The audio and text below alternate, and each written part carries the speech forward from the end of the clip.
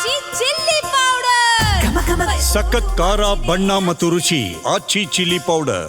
Sir ಇಬ್ರು ಕೂಡ ಅವರದೇ ಶೈಲಿಯಲ್ಲಿ ವಿಭಿನ್ನ ಸಿನಿಮಾಗಳನ್ನ ಕೊಟ್ಟಂತ ಅದ್ಭುತ ಡೈರೆಕ್ಟರ್.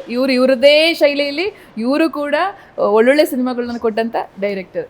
ಇವರಿಬ್ಬರನ್ನ ನೀವು ಡೈರೆಕ್ಟರ್ ಆಗಿ ಕನ್ವಿನ್ಸ್ ಮಾಡಿದ್ದು ಹೇಗೆ ಅಂತ ಹೇಳಿ. ಅದೇ ಮೂಲ ಅವ್ರದೇ ಶೈಲಿ ಮಾಡ್ಕೊಳ್ತಾ ಅವ್ರು ಬೇರೆ ಬೇರೆನ ಮಾಡಕ್ ಟ್ರೈ ಮಾಡಿದ್ರಲ್ಲ, ಅದು ಆ ವಿಶೇಷತೆ ಅವ್ರಿಗೆ ಗೊತ್ತಿತ್ತು. ಅಂದ್ರೆ ಒಂದು ಬೇರೆ ಬೇರೆ ಪಾತ್ರ ಮಾಡೋದು ನಿರ್ದೇಶಕರಾಗಿ ನಾನು ಕತೆ ಹೇಳಿದಾಗ ಅಂದ್ರೆ ಕತೆ ಒಂದು ಪಾಯಿಂಟ್ ಎಲ್ಲ ಹೇಳಿದಾಗ ಸರ್ ಆ ಏಜ್ ಆ ಕ್ಯಾರೆಕ್ಟರ್ ಅವ್ರು ಡೈರೆಕ್ಟರ್ ಆಗಿ ಕ್ರಿಯೇಟರ್ ಆಗಿ ಗೊತ್ತಿತ್ತು ಪಾತ್ರ ಅನ್ನೋದು ದೊಡ್ಡದು. ಅದಕ್ಕೆ ಅವರು ಈಸಿಯಾಗಿ ಕನ್ವಿನ್ಸ್ ಆಯ್ತು. ನಾನು ಅದನ್ನ ರಿಸ್ಕೇ ತಗೊಳ್ಳಿಲ್ಲ, ಅದಕ್ಕೆ ನನಗೆ ಇರಲಿಲ್ಲ. ಅಂದರೆ ಅವ್ರು ತಗೋತಾರಲ್ಲ, ಅದಾದ್ಮೇಲೆ ಅವ್ರ ಜೊತೆನೇ ಒಂದು ಕತೆ ಜರ್ನಿ ಮಾಡ್ತೀವಿ. ಬಟ್ ರಾಜು ಸರ್ ಹತ್ರ ಹೋಗೋಣ ನನ್ನೊಂದು ವಿಲ್ಲನ್ ಪಾತ್ರ ಹಂಗೆ ನಾನು ಹೇಳಿಲ್ಲ, ಅದು ಆ ಥರದ್ದು ಅಲ್ಲ. ಸರಿ, ಈ ಥರದ್ದು ಒಂದು ಕ್ಯಾರೆಕ್ಟರ್ ಈ ಒಂದು ವ್ಯೂ ಪಾಯಿಂಟ್ ಅಲ್ಲಿ ಇರುತ್ತೆ, ಈ ಸಿದ್ಧಾಂತದಲ್ಲಿ ಇರುತ್ತೆ.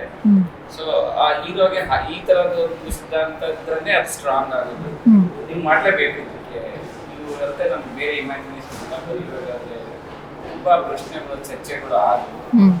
ಬಟ್ ಅವರು ಒಬ್ಬ ನಿರ್ದೇಶಕರಿಂದ ಸೋತು ಮತ್ತೆ ಅವ್ರದ್ದು ಅದು ಒಂದು ರೆಗ್ಯುಲರ್ ವಿಲನ್ ತರ ಕಾಣಲಿಲ್ಲ. ನಾನು ಹೋದ ತಕ್ಷಣ ಸರ್ ನೀವು ಮೀಸೆ ಬಿಟ್ಟಿರ್ತೀರಾ, ಈಗ ಹಾಕಿರ್ತೀರ ಒಂದು ಮಚ್ಚ ಅಂತ ಹೇಳಿದ್ರೆ ನಾನು ಅಲ್ಲೇ ಹೋಗೋನ್ ಬಿಡ್ತಾ ಇದ್ದಂತಾನು ಅವ್ರಿಗೆ ಕ್ಯಾರೆಕ್ಟರ್ ಬೇರೆ ತರ ಅವ್ನು ಎಮೋಷನ್ಸ್ ಇರುತ್ತೆ, ಅದೆಲ್ಲ ಹೇಳಿದ್ರೆ ಕ್ಯಾರೆಕ್ಟರ್ ಆಶಯ ಮತ್ತೆ ನಿರ್ದೇಶಕ ಇಜ್ಜಿ ತುಂಬಾ ಆ ಟೈಮಲ್ಲಿ ನನಗೆ ಡೇಟ್ ಕೊಟ್ಟು ಅದನ್ನು ನಾನು ಮಿಸ್ಯೂಸ್ ಮಾಡ್ಕೊಂಡು ಮಾಡಿ ಮಾಡಿಸ್ಕೊಂಡು ಅಷ್ಟೇ. ಸರ್ ನನಗೆ ಒಂದು ದೃಶ್ಯ ತುಂಬ ಕಾಡ್ತು. ಮಗಳಿಗೆ ಶೂ ಹಾಕಿ ಲೇಸ್ ಕಟ್ಟಿ ಆ ಕಾಲಿಗೆ ಮುತ್ತು ಕೊಟ್ಟ ದೃಶ್ಯ ಇದೆಯಲ್ಲ, ಅದು ಮೇ ಬಿ ಎಲ್ಲ ತಂದೆಗಳಿಗೂ ಕಾಡುವಂಥ ಒಂದು ದೃಶ್ಯ ಅಂತ ಅನಿಸುತ್ತೆ ನನಗೆ.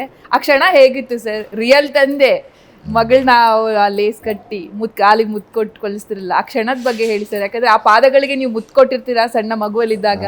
ಹೇಗೆ ಅನಿಸ್ತು ಸರ್? ಎಮೋಷ್ನಲ್ ಆಗಿದೆ ಅಮ್ಮ. ಅಂದರೆ ತುಂಬ ಎಮೋಷ್ನಲ್ ವಿಷಯ ಅದು. ಯಾವಾಗ ಮಕ್ಕಳ ಪಾದಕ್ಕೆ ಮುತ್ತಿಟ್ಟು ತುಂಬ ಚೆನ್ನಾಗಿದೆ ಮಗನೇ ನೀನು ಹೋಗ್ಬಾ ಅನ್ನೋದು ನಾನು ತುಂಬ ಫೀಲ್ ಮಾಡಿ ಮಾಡಿದೆ ಅದನ್ನು.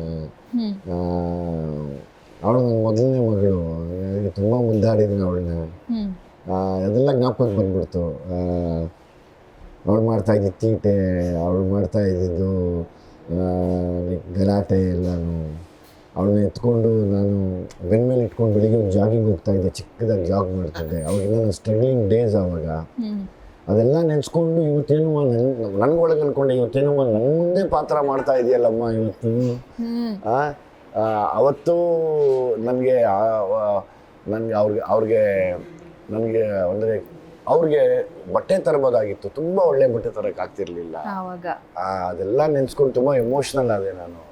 ಬಹುಶಃ ಅವಳಿಗೆ ಅದು ಗೊತ್ತಿರಲ್ಲ, ನನಗೆ ಅದು ಗೊತ್ತಿರತ್ತೆ ತಂದೆಯಾಗಿ. ಸೊ ಹಂಗಾಗಿ ಅದನ್ನ ತುಂಬ ಪ್ರೀತಿಯಿಂದ ಹಿಡಿದು ಮುತ್ತಿಟ್ಟು ಕಾಲಿಗೆ ಹೋಗ್ಬಮ್ಮ ಅಂತ ಕಳಿಸ್ತೇನೆ.